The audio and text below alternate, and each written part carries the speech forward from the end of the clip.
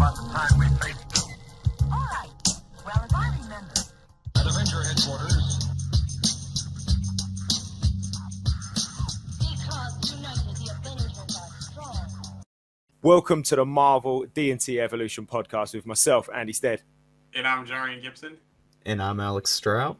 How are we, chaps? All right? Doing well today. Ready to talk some Hawkeye. A lot of chatter out there. Yeah, I'm excited. Yeah, and it hasn't been long since we saw each other. It's only a couple of days, and we're straight back into recording. So we're hot on the heels of the Hawkeye finale. Before we get to there, though, we recorded just a few days ago. And for anybody that's listening that hasn't got to, let me start it again. Anybody that's listening that has seen No Way Home, but hasn't yet listened to our review with Luke Smith from Hydra Collectibles, jump on that. We discuss quite a few bits and pieces in there with Luke and get his opinion on it as a big Spider-Man fan and break into that one. We've also got another episode that we recorded last week, which was obviously Hawkeye episode 5. Spoke about where we thought the series was going into this finale. I think we got a few bits right, which we'll discuss in a bit. But yeah, if you haven't, if you have seen Spider-Man No Way Home and you haven't listened to that episode, go back. And of course, hopefully you would have already listened to our Hawkeye episode 5. So before we get stuck into there, though, let's see if Jarian's going to update us on any bits of rumours or any news that we've got before we go into Hawkeye. Yeah, I got two pretty good pieces of news here, and one just one just came across today that I found this out. So let's get to the first one. Werewolf By Night. So there's some news dropping here in the past 24 or 48 hours. Is that Gail Garcia Bernal will be playing Jack Russell, the original Werewolf By Night. So they thought he was going to play another Werewolf By Night after that one, but he's going to be playing the original Werewolf By Night. It also is reported that Nina Price, this is a rumor here, Jack's niece, she's a shape-shifting vampire, also known as Vampire by Night. Because she's originally a werewolf that gets bitten by a vampire, she can shapeshift back and forth between vampires and werewolves. So she may be in the series as well, something to keep an eye on. But that's the one for Werewolf by Night. Nice. Well, they're not characters that I'm overly familiar with, if I'm totally honest with you. I mean, I knew they existed, but other than knowing that's about as far as my knowledge goes with Werewolf by Night. I don't know if either of you two have got any knowledge on them. Yeah, it's more on the darker side of Marvel, the horror side, and I think this will kind of fit along the lines possibly with Moon Knight and Blade and those kind of properties, maybe in Ghost Rider, to look at those teams. I'm going blank on the team now. We talked about the team before, and I always talk about it, but now I'm going blank on the name. Midnight Suns? Yes, Midnight Suns. This does lead past towards Midnight Suns, and so, that could be going down that path. I know the only thing rumored for Werewolf by Night right now is just the Halloween special, which I think is this year or next year. But just to add to this rumor as well, there's been some talk about Keanu Reeves talking to Marvel again about something. And, of course, the Ghost Rider stuff keeps popping up. But the second piece of news that I have could also involve Keanu Reeves as well. There's a rumored Annihilators Project coming from Marvel. I don't know if it's animated. I don't know if it's live action. But it could be along the lines of that project. And the rumor right now is it's going to revolve around Silver Surfer. So maybe that's what Keanu Reeves is talking to Marvel about as well. Now, Annihilators, of course, they have Ronan, I can't even talk. Ronan, who we've already seen in the MCU. But there's also Icon. There's also Beta Ray Bill as well. Yeah, so will we finally get Beta Ray Bill after all this teasing? Who knows? So some interesting news coming out, this week. Nice. Yeah, I mean, I'm a big Keanu fan. I like Keanu Reeves. Mm-hmm. I don't know who I would cast him as in the MCU. Yeah, I don't know. I'm not sure. Is he a Ghost Rider? I don't know if he's Johnny Blaze, maybe Danny Ketch. Yeah, maybe, he's definitely not Robbie Reyes. Yeah. He's got some range, Keanu, but yeah. Well, he actually hasn't got any range. I love him. I love him to bits, but he is the same guy. It doesn't matter what movie he's in. He's just the same guy, isn't he? He needs to be kind of like a dark character, I think, in the MCU. So he has to be somebody kind of doesn't talk much. You know what I'm saying? Like, Yeah. Could he be Mephisto maybe in that Ghost Rider property? I know there's Mephisto, but could he be Mephisto in that kind of property? Play the villain role. I mean, if we didn't have rumors of John Bernthal coming back as the Punisher, he could be Frank Castle. You know, with all the stuff he's done as John Wick. Wick. Thank you. I'm going blank today. Sorry about that, guys. It's been one of those days. I really liked his John Wick character. Actually, I thought that was probably one that suited him really, really well. Like it suited that really macabre kind of, you can tell he's got loads of emotion in there, but it didn't really come out in like any sort of, any explosive way, did it? It just comes out in his violence, I guess. But you can tell it's all bottled up. It's kind of like that Men in Black thing where once they put on the suit, like it's like serious business at that point. And whenever John Wick puts on the suit, you're like, all right, like things are getting serious now, Yeah, definitely. But no, I'm a big fan of Keanu. Do I see him as a Silver Surfer? I don't think I do. Yeah. I mean, he's done Point Break, so he knows how to surf, but but I don't think I see him as Norrin Rad. I don't think. Yeah, not sure. Yeah, it's hard to see. I know he's one. People keep wanting MCU. The talks keep coming up about him talking to the MCU. I really can't put my finger on who he could play right now. Unless it's somewhere on left field and they say we're going to bring some obscure character in and it's Keanu Reeves to make it the popularity of it and go that way. Well, some people say that like the way that he looks now with like the kind of longer hair and the kind of like really, I guess like he's got like longer facial hair and stuff like that. He looks like the one above all, and in a couple of issues there. So I don't know. Yeah, see, he gave me the Mephisto look. That's why I said Mephisto earlier. But he could also play Hazazel. Yeah. Maybe he has to bulk up a little bit because he's a little thin for that role. But he could play Hazazel in the MCU. Yeah. There's options for him, I think, and you know what? As much as I do joke that he's the same guy in most of his films, but he is good. He's good. I'm a fan of Keanu, and I like him. I like his presence. So I'd like to see him in the MCU. But then that's why I'm not a casting director, I guess.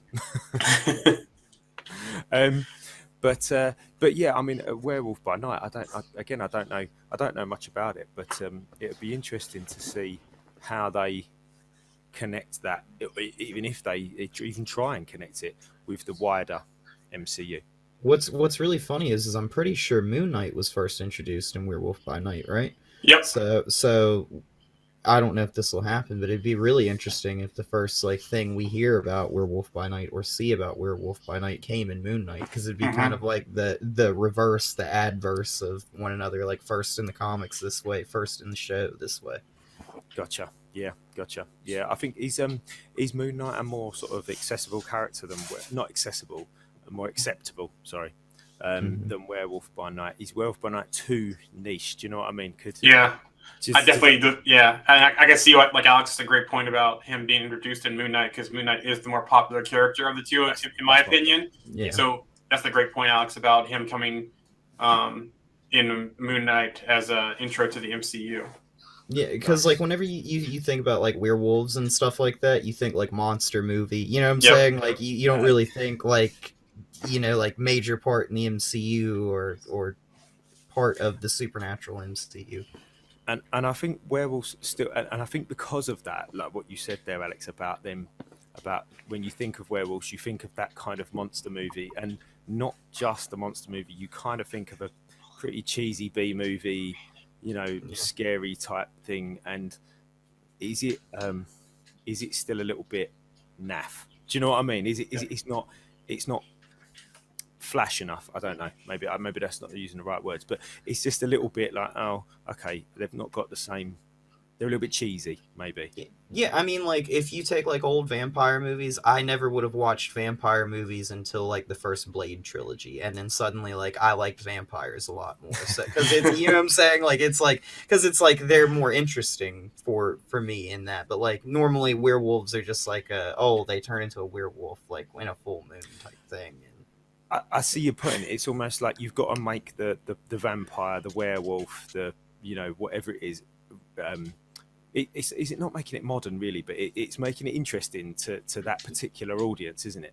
Yeah, I mean, like you've told the story of werewolves and vampires, or you've seen it told like so many different ways and so many different like times that it's like at this point, like it's got to be interesting. It's got to have some like gravity to it to really like stick in the MCU, in my opinion. If they made it True Blood-ish, I could see it really picking up. And True Blood had it all. If you ever watched True Blood, that series, it had witches, had vampires, had werewolves, had pixies, had zombies. It had it all in that series. So shapeshifters even too as well. You know, if they did something along those lines, put it on Hulu, I'd watch it. Mm-hmm. Yeah, I think that there's a space in the MCU for that, isn't there? Yeah, There is a space in the MCU for that.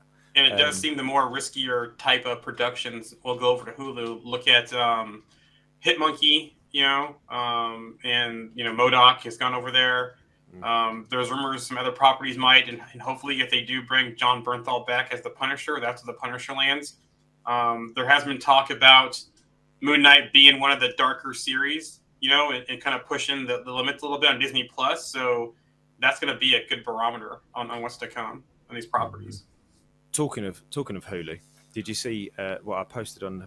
This is nothing to do with Marvel. Well, there's a very soft Marvel link, but Sebastian Stan's going to star in the Pam and Tommy documentary series on. Oh yeah, Hulu. Yeah. And did you see who's playing Pamela Anderson? Yeah, you posted that pic. I'm like, who? I'm like, is that her younger or something, or they de-age her with the technology? I'm like, who is that in that pic? But de-age too. Yeah, it's incredible, isn't it? Because you look at it and go, well, that's definitely Pamela Anderson on the right hand side, and I thought that was Pamela Anderson on the left hand side. But when somebody tells you that it's not, you're like, well, who is it? And it was, and if you've not seen it, go out and if anybody's listening and have not seen this yet, go out and check out the Pam and Tommy series coming out on Hulu. I think it's February. They're kicking that off, and it's Lily James who's playing Pamela Anderson, and it is actually incredible seeing you just would not in a million years guess that that's who it is. It is absolutely unbelievable. But I mean, that's good. You know, I mean, it's going to be an interesting series to watch, I guess. But they've already done a video as well, by the way. Nice. I'll have to go check it out then. So, just bringing this back round to Marvel. Alex, I know you've got some new Funkos. Mm-hmm. Come on. Let's see them. For anybody watching the video, let's see them. And you can explain them for the people that are just listening. So I have this lovely 2019 fall convention.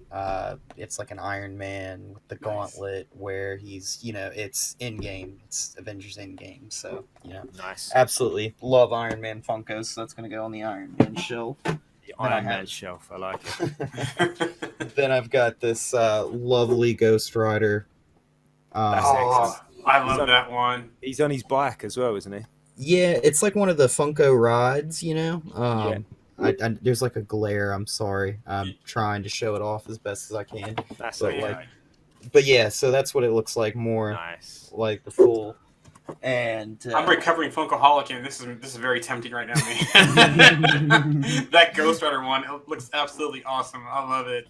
and then I got this awesome Druid from the Eternals, which is amazing. As You were well. saying about that earlier before we came on about the details in those Eternals ones.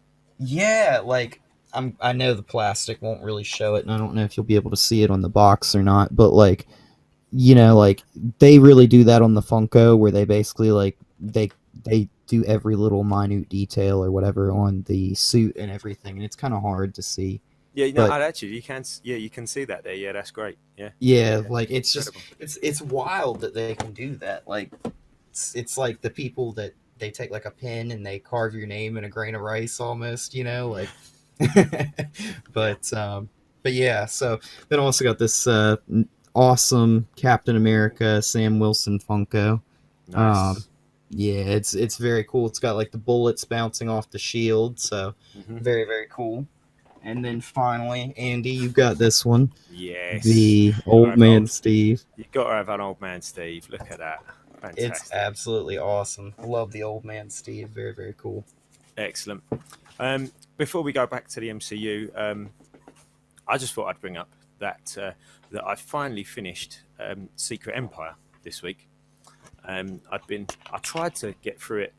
I don't know, maybe a year ago, and I got about halfway through, and I just couldn't I couldn't power through it anymore. It was too chaotic. There was just so much going on, and I couldn't get through it. But actually, once I powered through that same sort of sticking point, it turned out pretty good. Actually, have you guys read the story? I mean, you obviously know the story, but have you read the stories? I gotta pick it back up. It's been a long time. I don't think I read all of it. Yeah. I think I know parts of it, but It's a hard read too, isn't it?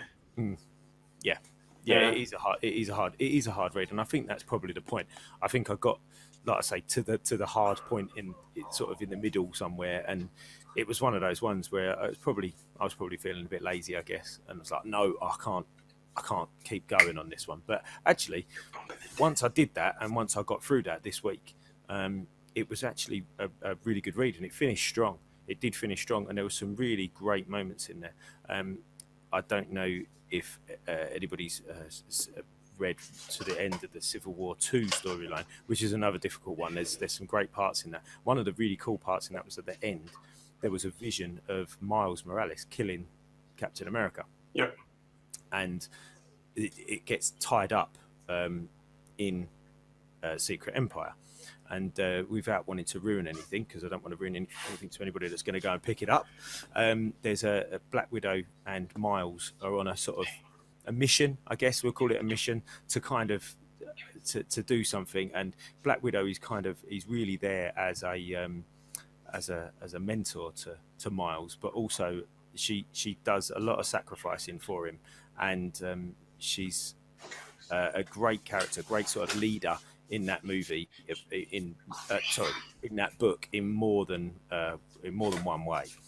So well worth picking up, and it finishes great as well. And there's a moment in there that doesn't happen very often in Marvel, in comics, and it happens in this one, which is always good to see. So if you've not read through the Secret Empire, it's basically fundamentally it's Hydra Cap. If you've ever seen any of those, that artwork where you've got Captain America dressed up as the Hydra agent, that's kind of where this come from. It come from this storyline. So worth a read actually. If you can dig, settle into a long read, worth a read. So that's what I've been reading this week. Jarian, have you been up to anything? You had anything? Any additions? Just a couple things for my office decoration. So I got a little plush. Little plush Rocket Raccoon. I got a goose. Yeah. Got a goose. Look at him. Excellent. I've got a Groot as well, because you can't have Rocket and not have Groot. Yeah, so just some more office decorations. I'm getting back in my office and just rearranging and trying to get some decorations going up here. So nice. Right. Okay. So that's what we've been doing other than the MCU this week. Let's get stuck into the MCU and into what we've been waiting to talk about for the last 5 weeks, and that is how Hawkeye wrapped up. So, we started off the finale with Clint and Kate having that quite sort of touching moment, really, where Clint finally admitted, but said that Kate was his partner. And we've been sort of saying it, haven't we, for the last 3 or 4 weeks, about how how much more Clint is opening up, how much he is an emotional guy. He just doesn't really show it, and he's actually been showing it. And I guess that kind of reflects right at the very, very end when he says to Kate about people making him better, and it does make a bit of a joke out of it. But that's shown, and I think that was a really great way to start the show off with them kind of almost formally arranging that partnership, Yep. Mm-hmm. Definitely see kind of the mentor side come full circle with Clint now, accepting that, seeing that he needs her help, just the whole relationship building over the whole entire series, and you're starting to see that finally that Kate Bishop is finally grasping the gravity of what's going on. I think it ended once the last episode with Yelena showing up, but I think it more comes full circle now after that conversation. Mm-hmm. Yeah, certainly. Yep. Go on, Alex. I was just gonna say, and if you look at Kate, they have that one episode where he basically says like you're pretty much like one of the greatest archers I've ever seen. Like he acknowledges that, and that's like something that she holds in high regard. It's like, you know, seeking approval of your elder kind of like type thing. And you know, like it's kind of like a very much like a father daughter kind of relationship there. And so like him bringing her home for Christmas and all that kind of stuff kind of like also adds to that too.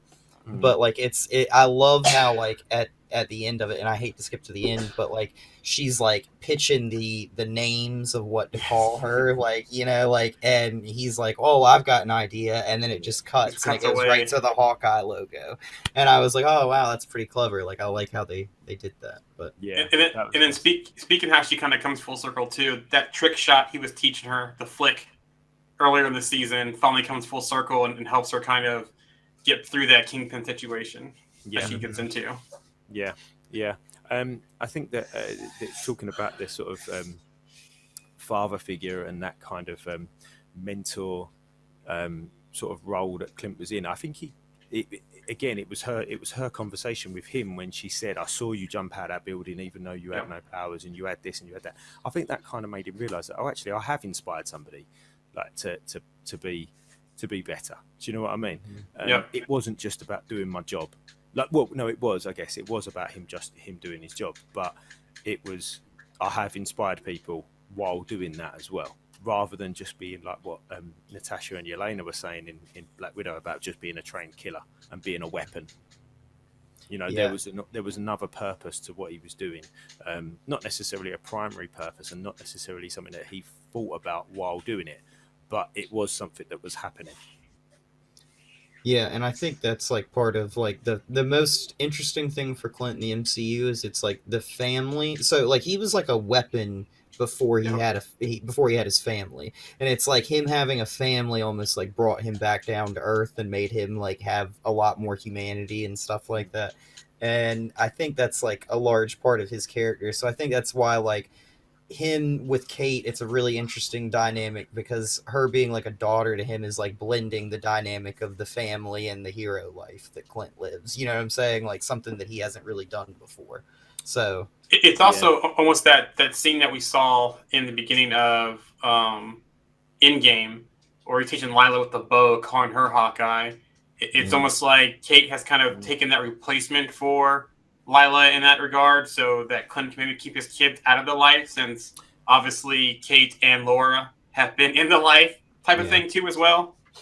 Yeah, there was definitely elements of that sort of protection, what Alex was talking about, and I guess it was probably reflected in, you know, the teaching Lila how to use the bow. He didn't want Kate to get in trouble. He didn't want Kate to be hurt. He didn't want any of that for it, did he? And then, I don't know, but then I think he accepted that she really wanted this, you know, and once she understood the gravity of situations, he was kind of like, okay, like, you're ready then, you know, you tell me you're ready, and, you know, that's when she sort of went on her big speech. And that was a nice way to start the episode, I think, with that kind of that just set the tone for their relationship going forward, in that particular episode.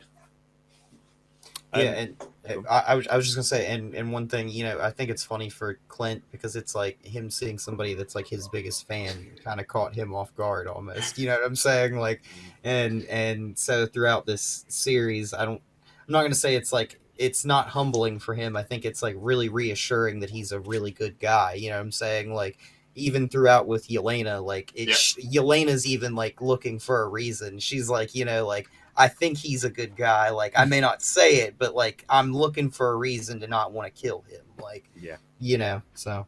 She definitely was as well. We'll get to that in a minute, but she definitely was looking for a reason. And obviously we didn't spend much time. I don't think we spent any time. I think actually that episode didn't start like that at all, did it? It started with Kingpin walking and having a meeting with Eleanor, didn't it? I think it actually started like that. It didn't start with Kate and Hawkeye. It started before that with the big guy being introduced properly on screen rather than just a picture. And speaking of big guy, let's talk about his actual appearance to start with, because he certainly was. I didn't think he was in that little picture that we saw last week. I thought he was just as is.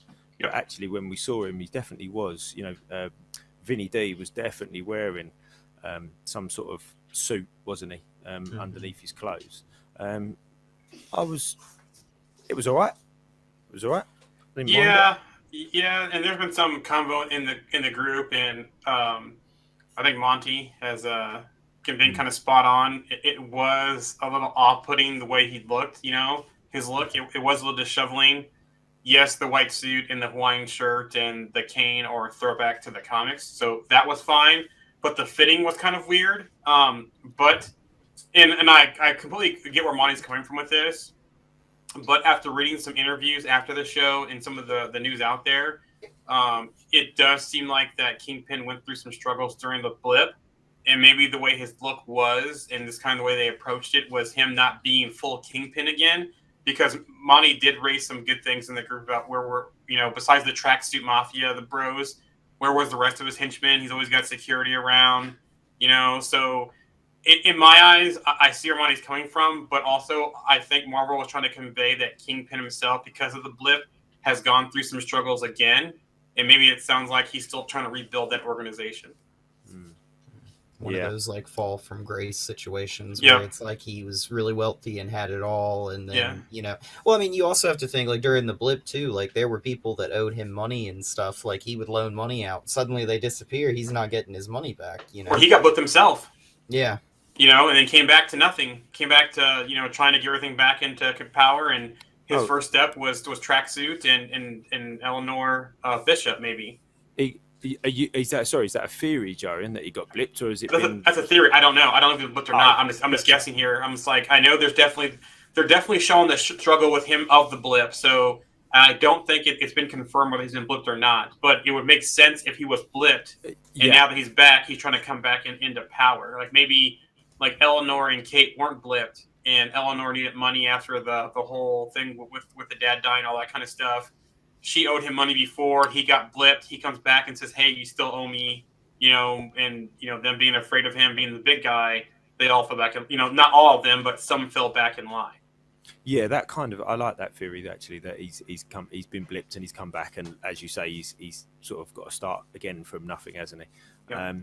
But I also, do you know what I noticed as well? Like when it went on that very close up on that first scene, he was sweating like an absolute good one. And I should imagine he's got all the lights on him, the studio lights and things like that. The actor, and obviously if he's wearing that suit, I should imagine it's really really warm.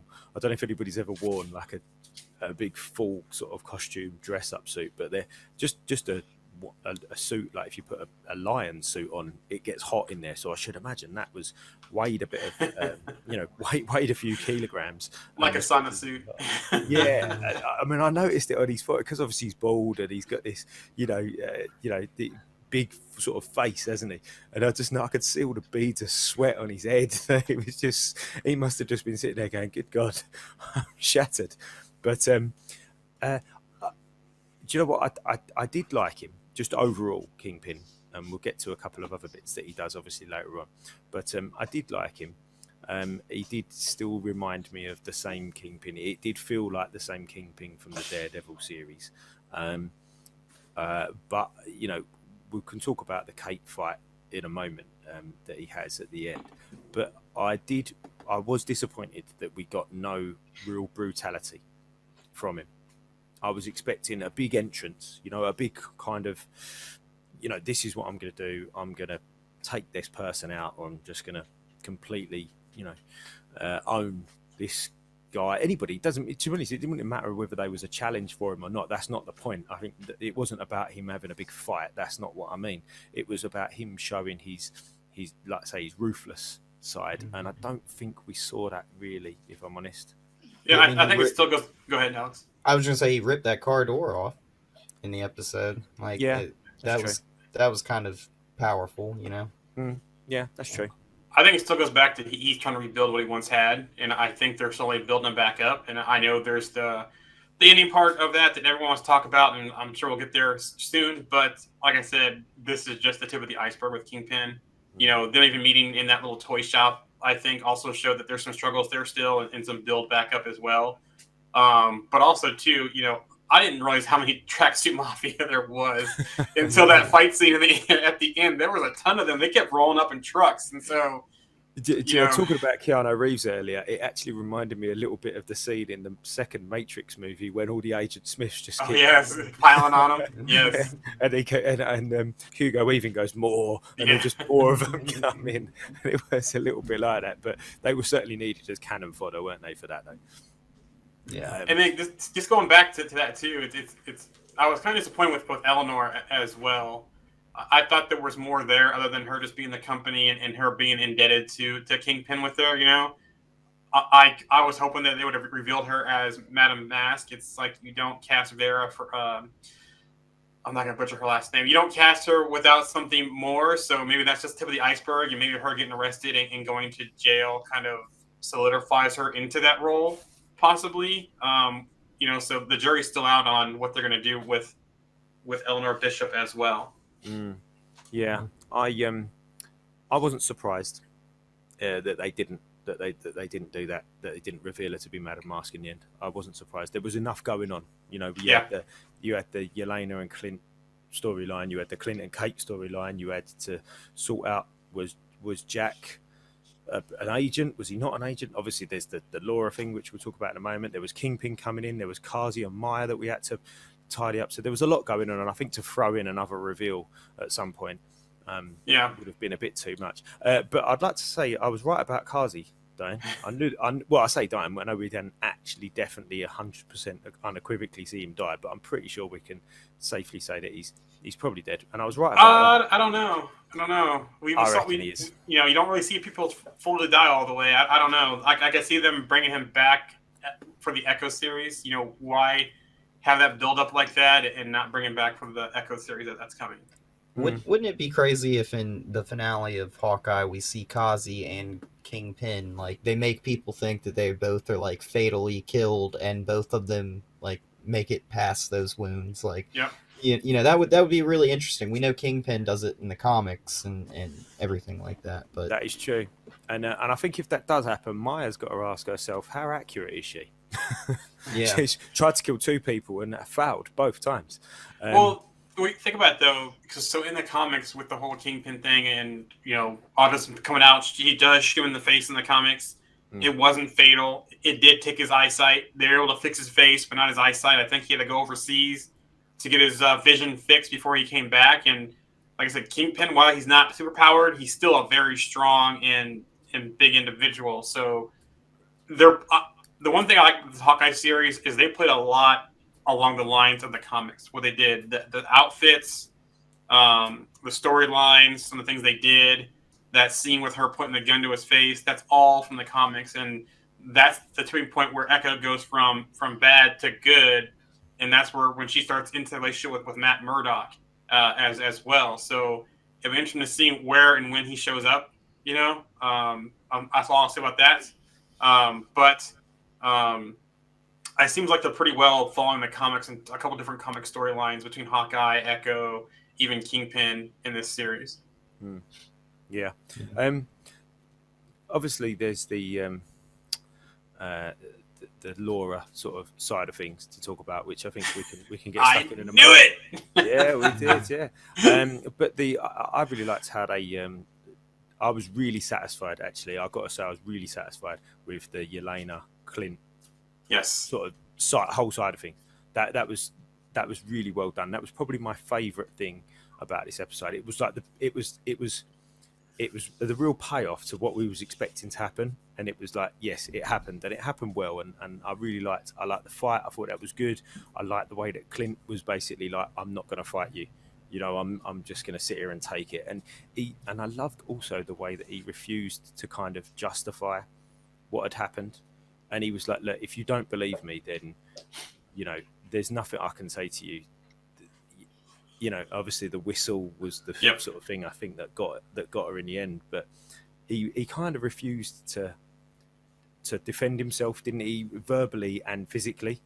And I don't know, that I think that sort of said a lot about his relationship with Nat. Like, he wasn't going to plead with Yelena to not do anything. And I think that was out of, I really like that. I think that whole situation was really well done.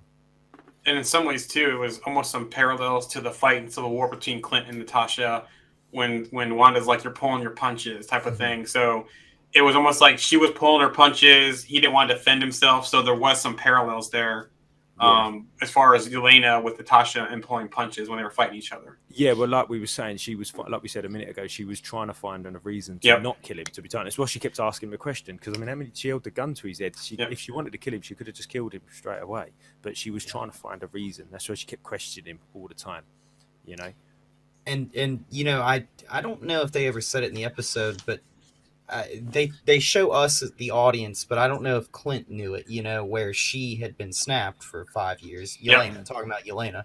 So he may have not known that. But I think that line about, like, where he says, you know, like, she sacrificed herself to Yelena, talking about Black Widow. And he basically says that about Natasha. And I think that, like, holds, like, a little bit of a heavier weight for her in that scene, because, you know, she's like, oh, like, maybe Natasha knew that Yelena had been snapped and was, you know, sacrificing herself to bring her back. And then, you know, Yelena comes back, and the first thing that happens is she's like, where's my sister?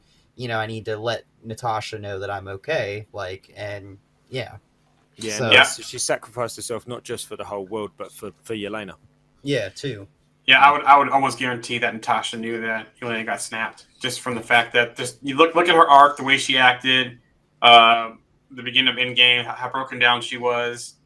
You know, if you think about the trauma that it showed her with, it just adds much more. I think she knew Yelena was snapped. Yeah, no, that's a good point, Alex. I like that. But that was a nice moment for Clint and Yelena to go through together, and then obviously she just left. Yeah, and it's gonna be interesting to see where she turns up next, right? Because you know, Val sent her on the mission, and obviously hired by Eleanor to come after Clint and Kate. So now that she's kind of didn't finish the job with Val, does Val cast her aside? You know, is there some kind of retaliation or punishment from Val? Does Yelena kind of go off, kind of nomad-ish, like Bucky did in the comics, and maybe she becomes the nomad? I don't know. But it's definitely interesting to see where she turns up next. I don't think we'll ever see Yelena as an Avenger. That arc for her in the MC right now, she's more anti-hero, just the way that she's treated things about Avengers, like she has disdain for them. So I don't think we'll ever see her in Avengers, but if they ever do any kind of series with, you know, or season 2 and focus more on Kate than anything else, I could see that happen. Maybe it show up in there. Maybe the Thunderbolts thing still happens along those lines, but interesting to see what she'll pop up again in the MCU. Yeah, agreed. And obviously, just before that moment, we had the whole situation with the sort of back-to-back archery scene with the two Hawkeyes, which was really, really satisfying, actually. You know, that on all the trick arrows that they'd created, and again, you know, there's some start tech in there. There was pim tech in there. There was all sorts of things going on. I was disappointed there was no boomerang arrow in the end. I was almost certain. I was just waiting for Kate to go bam and shoot a boomerang arrow and sort of turn around and look at Clint and go, "See, it works," you know. And it didn't happen. I was like, "You've missed the trick there." But that was fun. That was that whole sort of scenario, and again with all the bros coming in, and they kept getting taken out by all these different fantastic arrows, and yeah, that was really fun to watch. And on the Stark Tech thing, it's good to see that came through and not just a throwaway trailer thing, because there were some, you know, trailer stuff, some earlier pics of him working on the Stark Tech for the arrows. So good to see that. Good to see that the Pym Tech once again. And the funny thing was when she shrunk that truck with the bros, that everyone was going to crash into her, and then Clint's like, you know, we'll have to reach out to Scott for that. That's kind of a tie there, maybe a lead in to her meeting Cassie and that whole route. And before we go on, I want you, Andy, to talk about what you said in the group about what the end credits should have been, because I think that would be a perfect way to tie this off.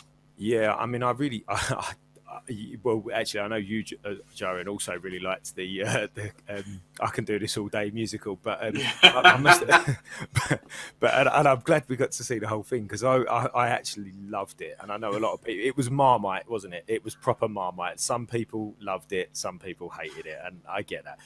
However, I think a really cool end credit scene would have been for Clint and Kate and Laura and maybe the kids or whoever just to be sitting around a table having a coffee, just chatting about, I don't know, whatever life. And then the doorbell, the door knocks.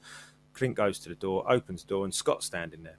And Scott goes, "Oh, hi, how you doing, Arrow guy," or something. And Clint goes, "Oh, look, thanks for coming, Scott. Really appreciate it. I didn't know what to do." And gives him the little truck with the tracksuits in it. And Scott goes, "Oh, we can sort this out." So they go outside. He puts the truck down.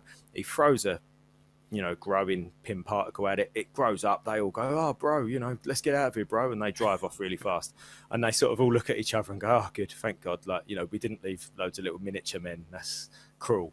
And then Scott goes, "Oh, good, good to see you again, Clint." And then he turns to Kate and says, "Oh, you'd really like my daughter, Cassie." And it's just that tiny little bit, isn't it? That you kind of, and the rumours that we've heard, Jarian, isn't it? That he's, Kate Bishop's going to show up in Quantumania. Yep. And I think that would have been a really lovely little way to just, and we've seen the Pym arrows. Obviously, he's mentioned Scott by name in the program as well, and I think it would have been a really nice way just to bring that all together and to lay that little seed for the young Avengers. This, I don't think it's any coincidence that they've put Pym stuff in this with Cassie showing up in Quantumania. So I think that would have been a really nice way to create the link and make the link a little bit more obvious for non-comic book nerds like us. Yeah. Do you know what I mean? People might go, "Oh, I wonder whether she's going to show up in Ant-Man's next film then." And obviously her and Cassie are going to be friends. When we can make that link based on those small little hints, those little Easter eggs throughout this show, we can make that link because we know the background. But people who don't know that Cassie and Kate are friends and in the Young Avengers together in the comics, that might have made it a bit more obvious that could have happened. Yeah, it would have set them up to kind of be the founding members of it. But also, too, they could have still showed the musical, and then after, had 2 credit scenes. And once the rest of the credits were done, have them come back and do that. Having the perfect way to end it. Yeah, no, I agree. But the musical was awesome. I love it. Smash! Smash! Smash! we might do this all day. we might lose some listeners for saying that the musical was awesome, but I loved it. I thought it was absolutely brilliant. I would pay money to go and see that. I really would. My sons are cracking up laughing as I'm singing it and talking about it. I've been humming it. The Ant-Man being in it is just the funniest thing to me because Yeah. it's like, I'm like, man, like everybody likes Ant-Man so much that he wasn't even there in 2012, but everybody's like, "Oh, Ant-Man, like." Yeah, that's why I think it was Mark or Brenda in the group said that they should have had him in the audience watching it. And had a shot, and had a shot to Scott this geeking out about it because that would have been perfect to show Scott in the series as well. Yeah, and that would have really tied in with Scott's whole personality, wouldn't it? Like him standing up at the end, just like clapping away, thinking it was the greatest thing that he's ever seen. Yeah, I think that would have been excellent. Just 2 more things that I'd like to bring up about Hawkeye. Obviously, if there's more things we want to talk about, we can. But the fight scene, Kate and Kingpin. I was really glad that she. Yeah, okay. Did she win, quote unquote? I don't know, but he certainly didn't lose. Do you know what I mean? Like he threw her around like a rag doll, which was good to see. Good to see that he didn't get owned. Do you know what I mean? Like that would have been stupid. She sort of subdued him, I guess, enough. But she shot him in the chest with an arrow. Yeah, whacked it up. Yeah, I thought he was gonna like open up his shirt and have like Kevlar or something underneath or something, but like. No, he didn't care about that. There was too much in the way, so he just knocked that off and carried on. But one thing that, and again, I guess this goes back to the brutality thing that I was looking for. One thing I remember speaking to a friend of mine, and he said that he always notices it in movies where like the bad guy just plays with the good person or this villain. And he said like Terminator. He always used to use Terminator as an example, and he said like Terminator's like the whole role of a Terminator is just to kill. Yep. Yeah. So they wouldn't throw people across a countertop. They would just kill them. Instantly. Do you know what I mean? Like, yeah. Like, why as mess soon as around? they make contact, Yeah, like dead. instantly. Yeah. dead. Like, why mess around? Why throw him around a room a little bit? Like, I've never understood that. I always find that quite funny when you see a movie and you're like, someone's out to try and kill the other person. They really want to kill him, but they like throw him around, or they'll you know. But I guess that's superheroes all over, isn't it? Like coming up with some sort of monologue and, you know, giving them the silly opportunities to escape. You know, you hear it all the time. That like in Austin Powers. I was just thinking that. Yeah, Scott Evil is like the voice of like the sanity, isn't he? He's like, what are you going to do? Like put him in an easily escapable situation, and then with one inept guard, and they're like, yeah, that's what we're going to do. But it always seems to happen like that, and it happened again. And I think not that I wanted him to kill Kate, because obviously, and it was never going to happen, was it anyway? But it was almost like stop throwing around and just, I don't know, like chop her head off or something. I know, like with your hands, like you obviously can. But yeah, I don't know. I just felt like there was I don't know. I would have done it differently. You know what it reminds me of? It reminds me of Infinity War on Titan when they're fighting Thanos, and he grabs Spider-Man and like kind of throws him as like insect. That right there sums up the fight right there. You know, he's just like annoying insect. He's not trying to kill it or anything. He's just trying to get it past it and get through it. And I think that's what it was. Yeah. Okay. That's a fair point. I was a little bit bothered by, so she takes his cufflink and snaps it and hits the too dangerous arrow and triggers that one, and it causes the explosion, you know, and how he just kind of like walks off like being on top of an explosion, you know, like I was like, wow, like that's interesting. But and wasn't the cufflink too a throwback to the Daredevil series also? It kind of looked that way. Yeah. I think it was like maybe his father's cufflink. Or something in the Daredevil series. Yeah. I could be wrong, but I thought you was going somewhere else with what you was just going to say there, Alex. I thought you was going to say she got the cufflink, threw it at the too dangerous arrow, and the too dangerous arrow didn't really do much. It just exploded. Yeah, I was like, that wasn't very dangerous, was it? It was just a sort of fairly small explosion. I mean, dangerous to you or I guess, but well, think about it this way too.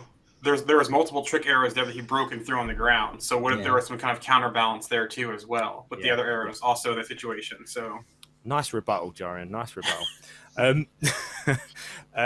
So the last thing I'd like to talk about in regards to Hawkeye and wrapping this up is obviously the Laura Barton situation, which we sort of discussed 3 or 4 episodes ago when she started speaking Russian and she was doing the work looking into Sloane. We sort of come up with this, and I mean, I think lots of people come up with this idea, didn't they, that there was something more about her, and that we sort of said about the Mockingbird thing, and she was an agent, and etc. And obviously it was her watch, even though we said it looked like a man's watch, it was still her watch, and obviously with a shield sign and the number 13 on the back, and 19. 19. Yes. Not 13, sorry. 19 on the back. So I'll let Jarian explain what that means. Go on. Yeah, so Agent 19 is basically Mockingbird, a.k.a. Bobby Morris as well. The nice thing here is everyone's like, well, she wasn't called Agent 19 in S.H.I.E.L.D., she was Bobby Morris, it's Laura Barton. But if you look at the comics here, the way that they worked is that Clint and Bobby were married in the comics. Bobby also went to Fury to have all of her files buried. She even faked her own death. So the way they're playing this out sounds like similar happened with Laura or Bobby potentially getting out of S.H.I.E.L.D., her and Clint getting married, her changing her name to Laura Barton, and kind of keeping after the radar or off the radar. And if you go back and think to Age of Ultron, you know, Tony kind of joked it off, but Tony was spot on. This is some kind of agent. You know that line? When they find the safe house, the whole thing with Clint saying this is the safe house off S.H.I.E.L.D.'s books. I want to keep it that way. Looking through that, it all kind of makes sense, and you know it might put one of the final nails in the coffin of if AOS is canon or not. It's definitely not canon to the MCU anymore because you know we have Mockingbird, and the only way you can try to do mental gymnastics around and explain it, I could see it being maybe a mantle like other things, and her name is Laura Barton, but they follow the comics so much in this series, you know, kind of more on the line of the comics and didn't change a lot. That I think that they, you know, Fury buried her name, she faked her death, and now she's Laura Barton. I think that she is Bobby Morris in some life, and hopefully we see her going forward, whether it's the next, because this was the season finale, not the series finale. Disney called it. So, and the showrunners are being tight-lipped on whether there's a season 2 or not. So hopefully we see her more in the future. We get some more backstory, because definitely interesting that they went that route with Laura Barton. Yeah, I wasn't surprised. You know, it was going to be one of two people, really. Her Wasn't it? swordsman, probably. Yeah, it was going to be something to do with Jack, or it was going which we can talk about Jack. Actually, I forgot about talking about Jack because that's quite fun. But it was going to be her or Jack. So when I think talking about Jack as the kind of that episode went on, you realised actually he hasn't got a clue what's going on. I was a little bit disappointed with Jack because like I was kind of hoping for like a bigger connection between like him and Clint like in the comics, and even I mean like at the end of this episode he's like out in the street fighting the bros from Tracksuit Mafia with his sword, and you know like then at the end he's kind of cleaning it, and that's kind of like it's pretty much it for Jack. Like he got out of jail. Eleanor was the one that framed him, you know, and so then that made me wonder, I'm like, is Eleanor the one that killed that guy with a sword? You know, like I would assume so, you know. Yeah, maybe there's more to be explained there, or maybe because Kate even said when they had that fencing duel in the apartment that there was more there that he's not telling Eleanor. So maybe there's still something there. Maybe if there's a season 2, or maybe they end up recruiting him. Who knows? But at least we got some kind of closure with Jack there and some swordsman type stuff. I mean, he was an Avenger in the comics, right? Yep. But, Trained Clint was an Avenger, part Shield. Even he was a Thunderbolt too, as well, if I remember correctly. Yeah, so I think he was. Yeah, he was an Avenger before Clint, wasn't he? Yep. Yeah. He also, I thought him and Mantis had a child too at one point. Oh wow! In the comics. No, so, I didn't know that. Yeah, he's got some history in the comics. Like, if I remember correctly, someone took over his body. Him and Mantis hooked up, and Mantis had a child. Wow.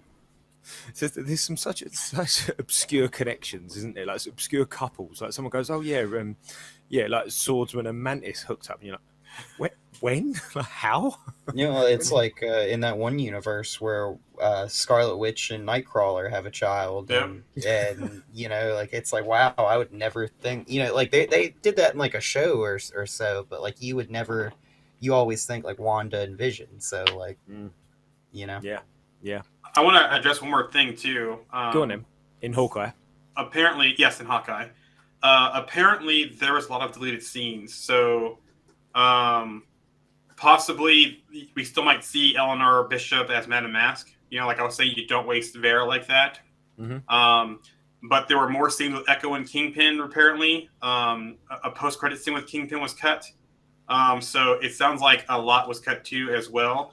Also, there potentially was supposed to be a Matt Murdock camo in Hawkeye as well. So it does seem that a lot of stuff hit the cutting room floor, so maybe we'll get some kind of special, or like how Marvel does like the assembles or the other things that we'll see some of that stuff, or they'll release those cuts. But on the other side of that spectrum too as well, I heard, because even Vincent D'Onofrio was interviewed, and he said that he was cast after the series started.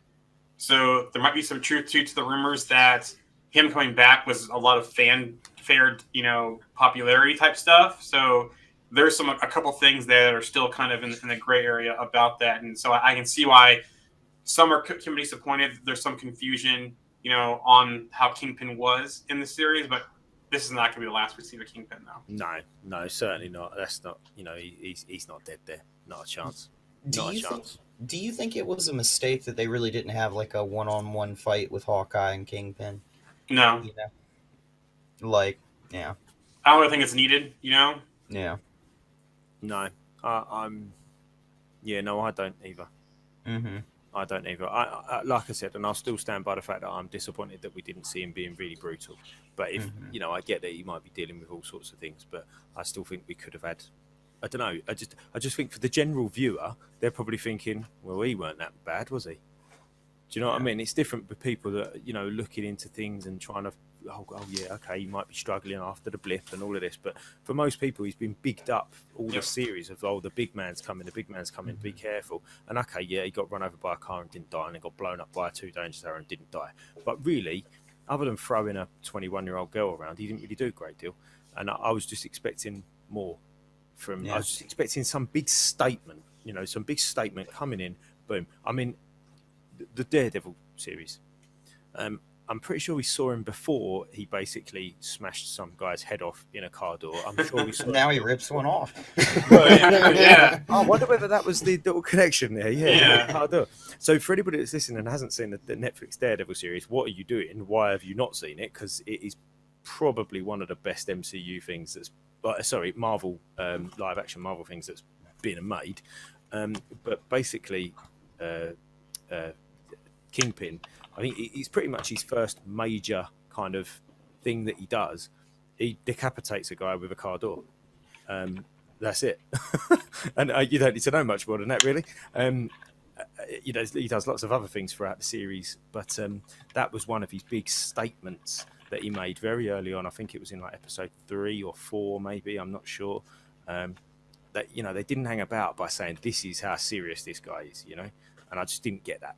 But hey, other than that, though, I really, really enjoyed the final episode. I really enjoyed Hawkeye as a whole. I thought the series was great, and I absolutely love Clint. He may be my new favourite MCU character after watching this series. I thought he was absolutely tremendous, and hats off to Jeremy Renner and Haley Steinfeld for a tremendous job, to be totally honest.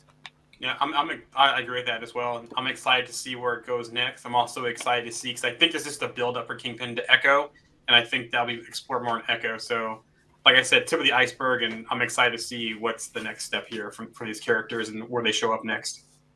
Agreed. Yeah, I love this show, and I'm not gonna lie. Like, I actually think this show was one of the more comics accurate things that we've seen, interpretations, I guess, in the MCU. Like, we've seen some stuff that have like taken some elements from different stories and kind of blended them all together and stuff like that. But this one was a lot more in line with, like, I mean, even Matt Fraction even worked on this show, so I mean that kind of like shows why. But like, still, I really liked it. It felt like reading that comic, didn't it? Mm-hmm. Especially the first half of the series. It literally felt like you was just seeing the comic on the screen. So yeah, I agree with that, Alex. Totally. Great. Yeah. I mean, sad to see it go, actually, and sad to see it go for more than one reason.